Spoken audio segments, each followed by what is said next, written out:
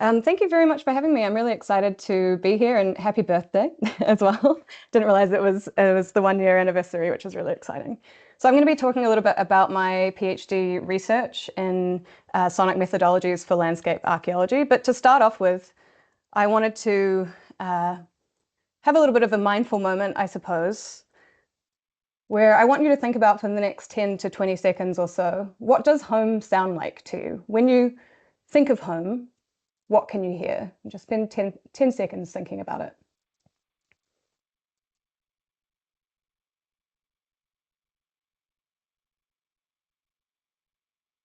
Amazing. And if you're feeling brave, feel free to pop what you thought in the chat if you'd like to. Just whether that's birdsong or the sound of a motorway or whatever it might be.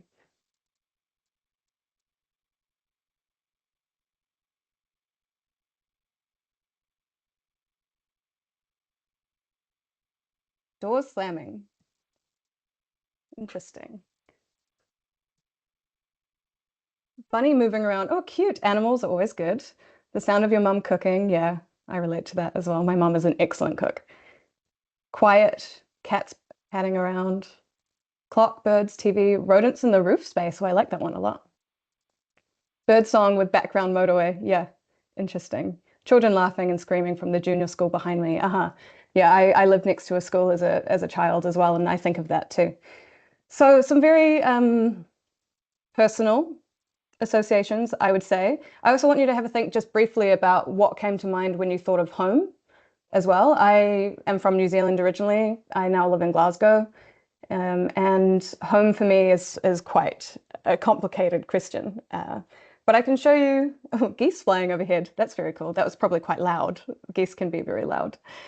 I can actually show you what my home sounds like. Hopefully you can hear this.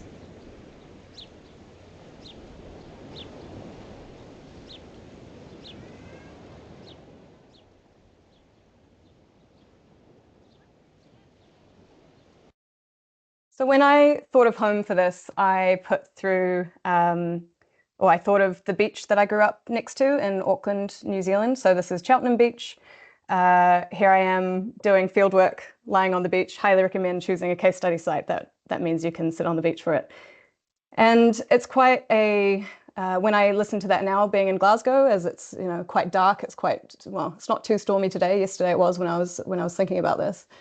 And hearing the bird noise or the bird song, hearing the kids walking past with their Kiwi accents chatting. It's very emotional listening to that, right? So sound as a sense, listening as a sense is deeply emotional, deeply personal. And the way that and what we choose to listen to and what we don't notice is very much dependent on what we pay attention to. It's dependent on our own worldviews. So listening is never neutral.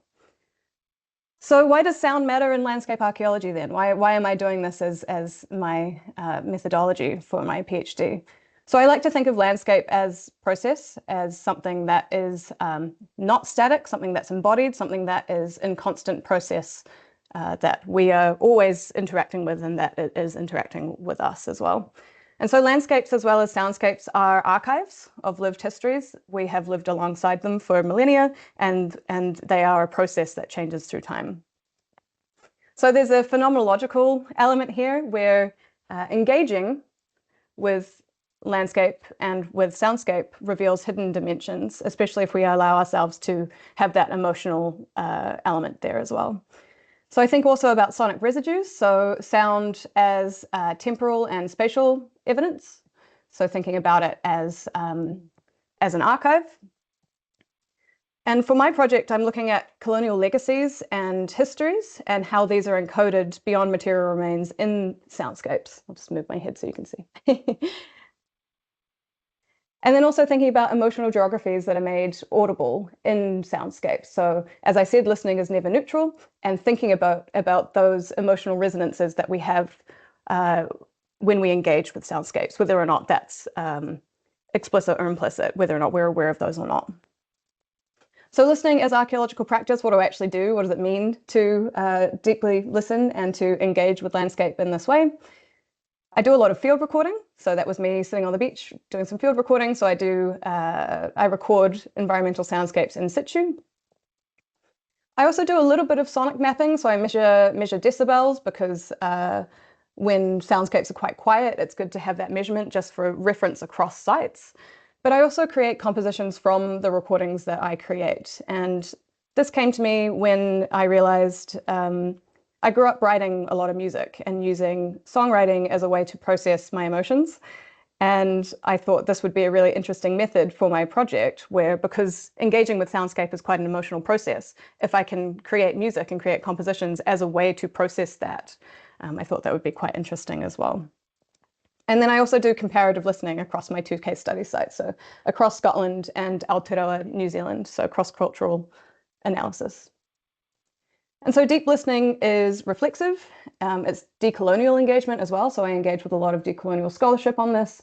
And it's about rejecting hungry listening, so extractive listening. I'm not capturing the soundscape. I'm trying to be as present as I can. And there's a brilliant Indigenous scholar, Dylan Robinson, who writes about hungry listening and how we can engage with soundscapes in ways that aren't extractive.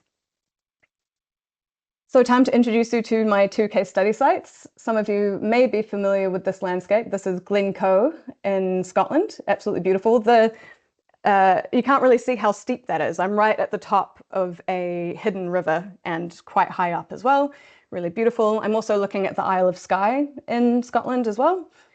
And then I'm looking at Aotearoa, New Zealand. So this is Zealandia, which is a wildlife sanctuary in Wellington, where they have fenced off, there's a perimeter fence so that the introduced mammals that eat the native bird life aren't allowed in, and bird life is allowed to thrive. So it's a very curated landscape there. So I'm looking at the colonial legacies across and the connections across these 2 sites and the landscapes within them.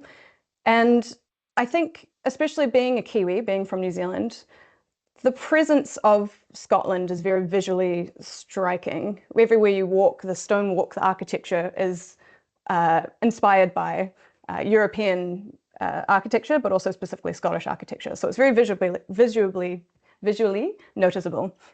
Here is a building that may be familiar to some of you. This is the main block in Glasgow University. Very, very beautiful. You see a lot of tourists walking around there, taking photos, stunning.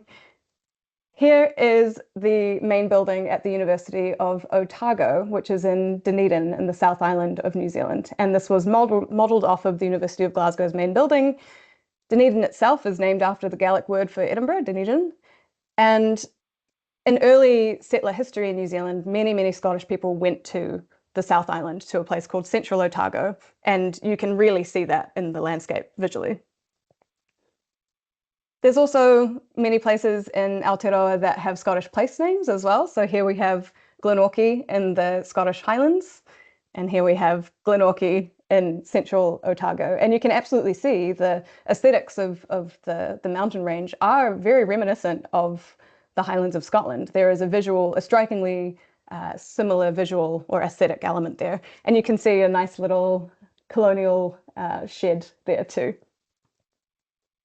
But it also extends beyond the visual and thinking about what is now absent in these landscapes. So here we have an image of women singing walking songs. So as they would work cloth, they would beat the cloth in rhythm and sing along. Some would sing the verses, some would sing the chorus, not only to pass the time, but also as sort of a rhythmic process. And here we have the haka, which some of you may be familiar with. I'm willing to bet that for most of you, haka may be one of the few te reo Māori words that you know, associated, of course, with rugby, which I think is, there's a little bit of irony there, where in my mind, rugby is quite an upper-class English sport, and yet it is, especially for the All Blacks, for the New Zealand rugby team, the haka is so deeply intertwined there. But the haka is more than just a war dance, it's more than just a confrontation. It's all about connecting, it's about welcoming, it's about engaging with others, engaging with the landscape. It's much bigger than how the haka is presented in the rugby context. And you don't often hear a haka in the landscape in New Zealand anymore, unless it's in certain contexts. So extending beyond the visual, beyond place names, etc., I'm thinking about how these colonial legacies are encoded in soundscapes. How do they appear in soundscapes? So as I said, one of my case studies is Scotland. Specifically here I am in Duntulm, which is at the very northern tip of Trotternish on the Isle of Skye. I was there a couple of weeks ago and it was absolutely amazing. It was my 4th time on Skye, I believe, and it was the most moderate weather I've ever experienced up there. It was suspicious. It was very weird. You could see blue sky. There was very little wind. It was fabulous. I had a really lovely time. But I'm in Duntulm Castle here at the very top, and I was doing some recordings here. So I was thinking about what is audible. So when I was there, I could hear wind across empty glens. There were very few people around. Basically, no one was around except a couple of tourists that were there to go for a walk. And even though it wasn't that windy, it was still a little bit windy because it is Skye. Also thinking about silence, where voices would have once echoed. This would have been a very cultural landscape at one point, and it feeling sonically empty was quite stark for me. It was very disconcerting. And so thinking about the soundscape there as an archive of displacement, what sounds are not there, what sounds have replaced the sounds that are now absent. So what is absent? Human activity, community life, working sounds. As I said, there were tourists there. I heard a lot of French and a lot of Dutch being spoken. I actually heard a French couple say that it felt like they were on the end, like on the edge of the earth, which I thought was quite interesting, especially considering that you can see the Outer Hebrides from where I'm standing quite easily. So I thought that was interesting for me, as I viewed this landscape as quite connected, but to them it seemed like they were quite far away from everything, and I thought that was quite an interesting reflection. And I'm thinking about how these colonial legacies are inscribed through sonic erasure, as I said, and also thinking about languages. I was on Skye for 5 days, and I think I heard Gaelic being spoken maybe once the whole time. And in this soundscape, you could barely hear anything. You could hear tractors in the distance, maybe some sheep, and I'll show you what it sounds like. This is me just down the hill from where I was standing in the previous picture. This is a place called Erisko crofting village. It's abandoned. It was a place where people were initially cleared to as a crofting township, and then eventually, when times got so tough, many of the residents here ended up immigrating to Australia and New Zealand, actually. So I'll show you what this sounds like. You might have to listen quite closely.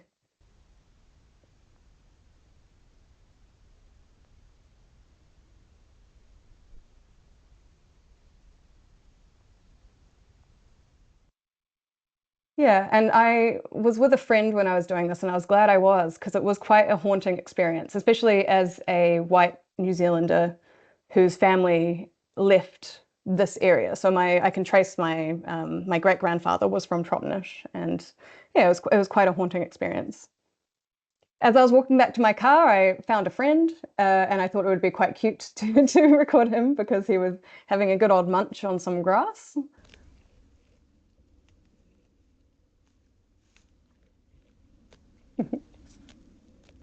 But again, highlighting that the absence of people, but then the sound of sheep, the sound of tractors, etc. Now for Aotearoa New Zealand, I haven't done my fieldwork here yet, so watch this space, but I'm thinking about sonic impositions and displacement. So that tension between the people in Scotland being displaced and then moving on to Aotearoa New Zealand and displacing Māori, and how that's a big ongoing challenge in New Zealand. So something like church bells would be a good example. So throughout New Zealand, you hear church bells, and they're a sonic imposition of temporal order imposed on Māori timekeeping. So in Māori worldview, time is not linear like it is in European ways of conceptualizing time. Past, present, and future are all intertwined. So that's one example. Thinking also about settler accents, so the idea that English is the dominant language in the soundscape. You very rarely hear te reo Māori being spoken. Maybe you'll hear it in people saying kia ora to each other, saying hello, saying thank you, etc. But for the most part, people speak English, but also even the way that people speak English. So in the South Island, we have a regional accent where people will roll their R's, and that's because of the predominantly Scottish settlement in early colonial history in New Zealand. I'm from the North Island, so I don't roll my R's. And people in New Zealand will be able to pick that I'm from the North Island because I don't roll my R's. And then thinking also about birdsong, so native versus introduced species, marking ecological change, very much changed the soundscapes in New Zealand. Native birdsong is absolutely beautiful, some really weird vocalizations that they have, juxtaposed with, say, the blackbirds and the sparrows singing, etc. And when Europeans arrived in New Zealand, they brought with them a whole bunch of species that are not native to New Zealand because they wanted the soundscapes to feel more familiar and more homely. So they tried to bring the soundscapes of Britain to them. And then throughout this, I'm constantly thinking about my positionality. So I'm a Pākehā woman. I'm a white New Zealander, and that shapes my listening ethics and my methodological reflexivity as well. It shapes my worldview, and I'm constantly trying to be aware of that as I engage with these soundscapes. So I'll just show you briefly what Zealandia, that bird sanctuary that I spoke about at the very, very beginning, sounds like. Just be prepared because it might be a bit louder than the previous sound that you heard.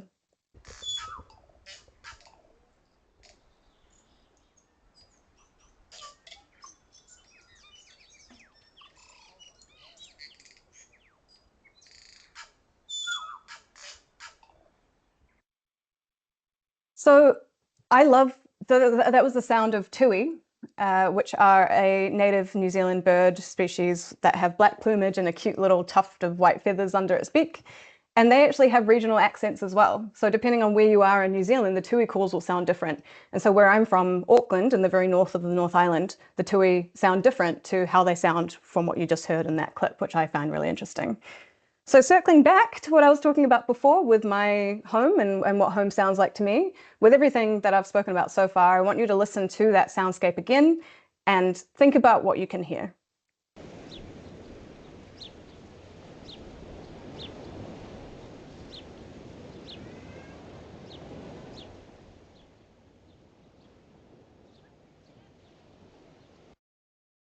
So in the distance, you can hear people speaking English. You can hear two kids chatting to each other. You can also hear that bird song that you can hear are sparrows. So an introduced species, they're not native. Devonport is a really interesting place because it has very early Māori settlement, some of the earliest Māori settlement in New Zealand, but also one of the earliest European settlements as well. So thinking about how that soundscape has been changed through all of those histories coming together.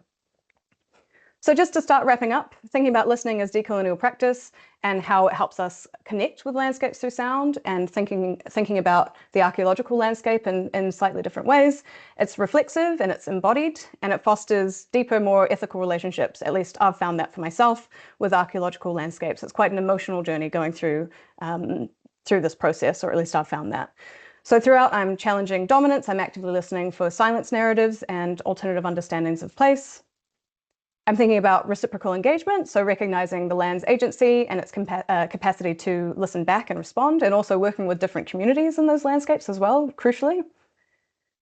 And then embodied reflexivity as well, so integrating personal experience and sensory perception into archaeological interpretation. So as I said, my case studies have been chosen because they're very personally meaningful to me. I am tracing my history as I am thinking about these histories that are encoded within the landscape and tracing those colonial legacies. So in conclusion, listening as archaeological practice is a multi-sensory interpretation. It's beyond but very complementary to visual and material analysis. So throughout my thesis, I'm also thinking about the visual, I'm thinking about the material, but I'm bringing in this other layer, other dimension, this other sense, I would say. And then ethical practice as well. So I'm engaging with decolonial scholarship. It's a decolonial methodology. I'm very much trying to keep this grounded in care and connection. And then also thinking again about landscapes as process. So it's all about listening not being neutral, as I said at the very beginning, and how landscapes persist through what we do or do not hear, and trying to be aware of our biases and of how we resonate emotionally with landscape. So yeah, hopefully that was interesting. I'm looking forward to your questions, and if you would like to, there's my email address. Feel free to get in touch. But thank you so much.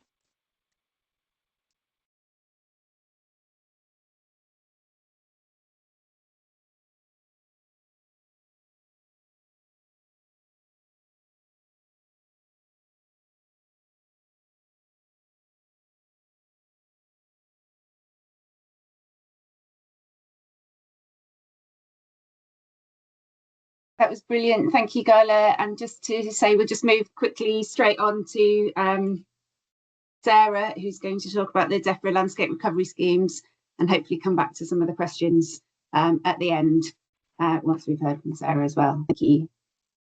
Brilliant, thank you. I'm just getting my slides to load in, but that was really a lovely presentation and really interesting, and made me think a lot about, you know, how soundscapes can bring, you know, can work in landscapes, and the potential through something like landscape recovery, actually. Okay. So yeah, so I'm afraid this is going to be a rather slightly more drier presentation because of the subject matter, but I think that previous presentation has given us some really nice ideas to think about more imaginative ways we could engage with the heritage of landscapes. So I'm going to talk to you about Defra's landscape recovery scheme. So before I launch into the details of the scheme, I'll give you a little bit of background of how it fits into agricultural reform in England. So for some people, I think on the call are quite familiar with this, but for some people this is very much a new area, in that UK has always been very engaged in agri-environment schemes that were funded through the EU's Common Agricultural Policy. So over the last 20 years, the rural heritage across the UK has benefited tremendously from an investment by government that has been paying farmers and land managers to look after and protect the archaeological and historic building sites on their holdings. So this has been a real, it's been sort of the mainstay of how, you know, the economics behind the farming system, but also has delivered massively for heritage at risk and for the you know, the enhancement of our cultural heritage. Since the UK left the EU, the schemes have been under development since 2020. And central to the whole redevelopment of the agri-environment schemes is the concept of environmental land management. And this is very much a shift away from a direct payment system where farmers and land managers were paid simply on the basis of the amount of land they held, through to a public money for public goods approach, where farmers are recognised as, are paid for looking after and protecting the environmental goods and services that they provide through their land. And this may be things like water, high quality, you know, water quality, through biodiversity, through clean air, through resources, through sort of cultural heritage. But the priority of these schemes is very much shaped by something called the Environmental Improvement Plan, which is a government document that sets out its objectives for environmental improvement and the government statutory targets. And the statutory targets are things along the lines of habitat restoration and creation, halting species decline, restoring water bodies and reducing pollution, and increasing tree and woodland cover to contribute to net zero. There are 3 tiers of environmental land management, of which landscape recovery is one. So I think, again, to sort of frame the discussions about landscape recovery, I'll give a quick introduction to the other 2. Something called the Sustainable Farming Incentive, which is designed to be widely applicable and hands-off for farmers to engage with, basically to encourage sustainable farming alongside environmental protection. There's been a very widespread and popular uptake of it, 37,000 plus businesses engaged so far, and through sort of 3 or 4 yearly iterations of the scheme. It's currently on pause, so this again has become very much a replacement for the direct payment schemes, and that it's sort of the funding that is available to the majority of landowners, which is currently under pause whilst it's being reformed and government sort of considers how it's going to take it forward, aligned with those priorities. There's countryside stewardship higher tier, which is a much more targeted scheme based on invite only to high environmental value holdings, where bespoke actions are undertaken relating to specific locations, features and habitats, supported by advice from Natural England, from the Forestry Commission and from Historic England. And this is currently being rolled out to sort of invited farmers as we speak. And then coming on to landscape recovery, this is long-term, large-scale projects. So operating at a completely different scale from the previous two schemes, which are single holding only. So landscape recovery, I say, is this top tier of Defra's environmental land management schemes. It's aimed at long-term, large-scale projects, typically 500 acres or greater, with a focus on habitat and ecosystem restoration. It's called landscape recovery, but essentially it's nature recovery at a landscape scale. It involves a three-stage process. So there's an application, a competitive application phase where Defra publish its criteria. Successful projects are funded for a project development phase lasting up to 2 years. And then if they're successful through that process, they negotiate an implementation agreement with Defra, which sets out their activities and their funding for the following 20 years. The projects are supported by specialist teams in Defra and in Natural England, the Environment Agency and the Forestry Commission, with support from Historic England as well. And the key characteristics of these schemes, which makes it different from the previous agri-environment offer, is the size of the schemes and the longevity of the schemes. They're very much bespoke agreements that are based on the individual circumstances of projects and the priorities for a particular area.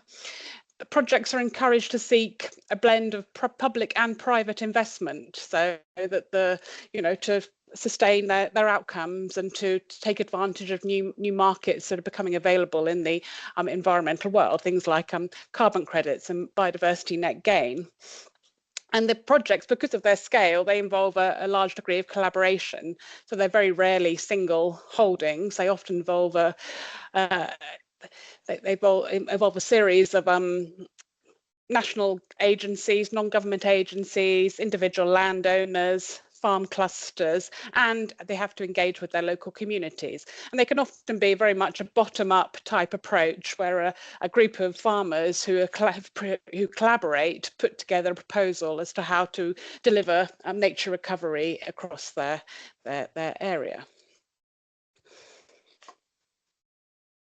There have been 2 application rounds to date. So Defra set up a series of criteria about what questions they want projects to address, what are the priorities they want projects to address, and there's a competitive application process where projects submit to that. The round 1 was focused on nature recovery and river restoration. Round 2 more on net zero, protected site, and restoring habitats.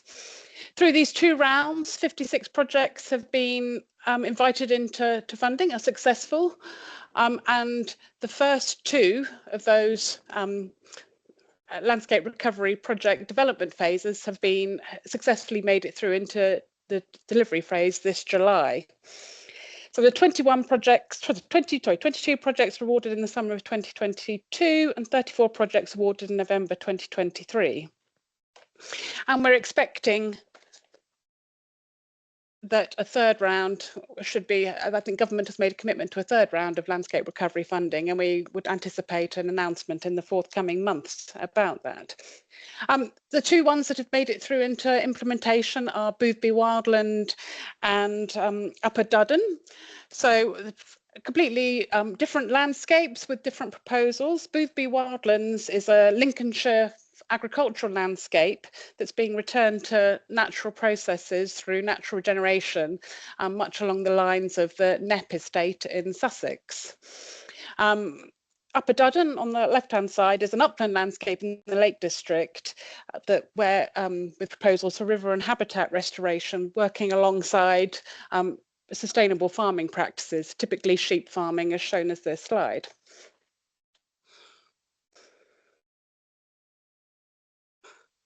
So the question that sort of, I guess, Historic England engaged with when landscape recovery was first mooted is how's the historic environment going to work alongside landscape recovery? I say we sort of have a climate of many, nature recovery is becoming a very, active and diverse range of initiatives from government, and with a very sort of perhaps an inconsistent approach on how the historic environment has been factored in.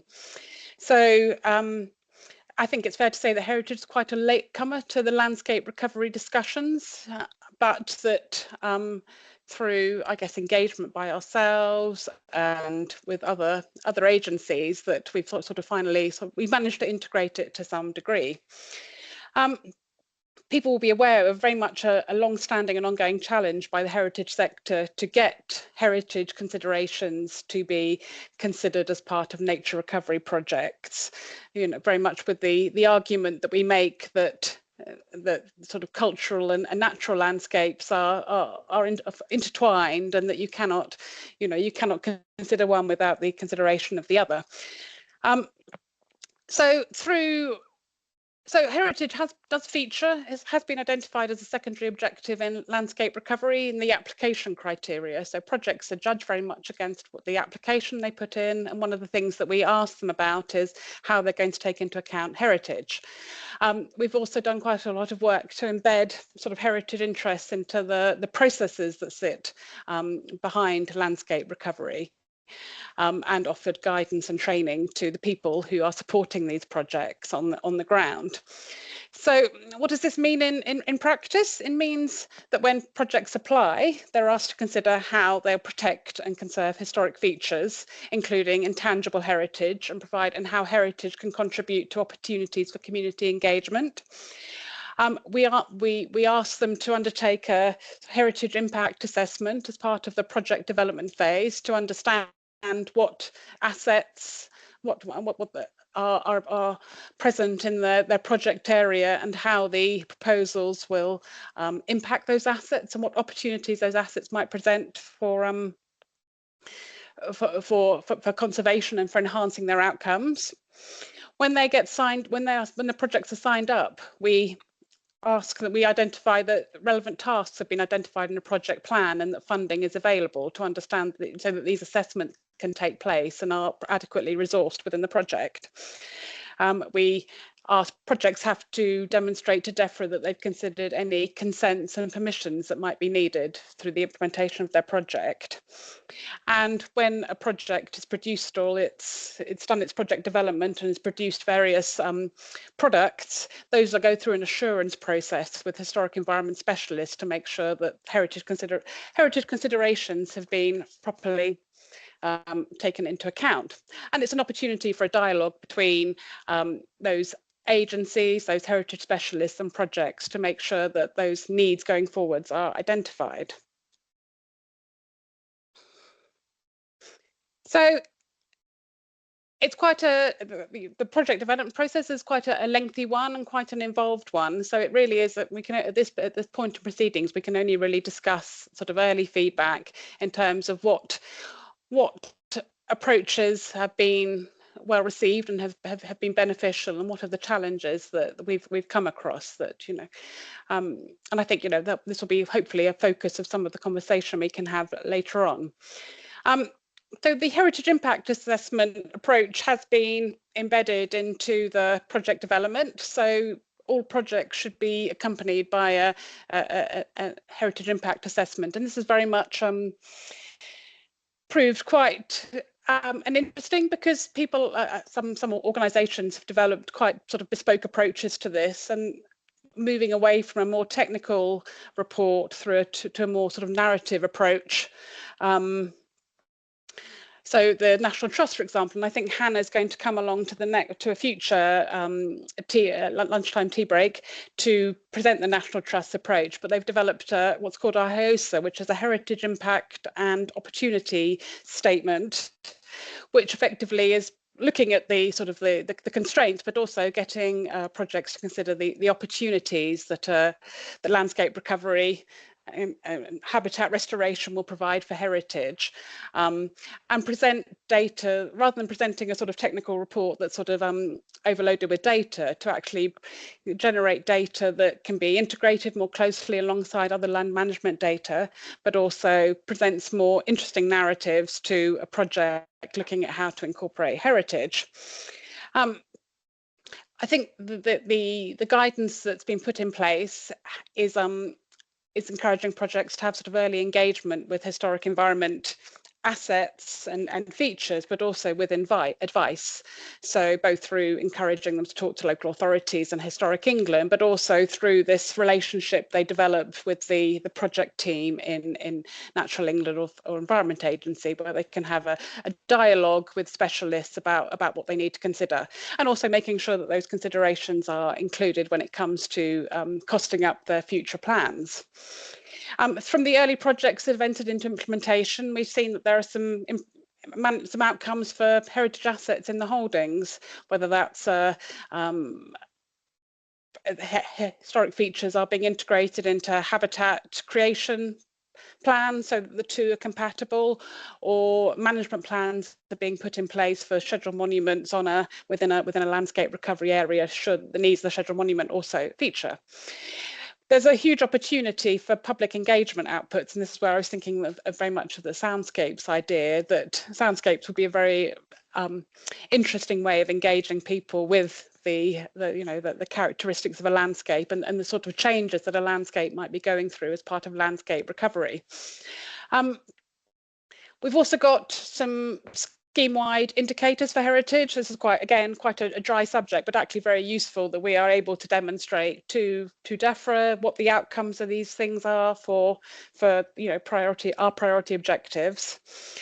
And finally, I was going to come on to some of the more challenging aspects of this work. As I said, it is still very early days, so we're very much learning as a sort of collaborative group of people as to how we can make it work better for the best outcomes and the best outcomes for those projects and for those communities.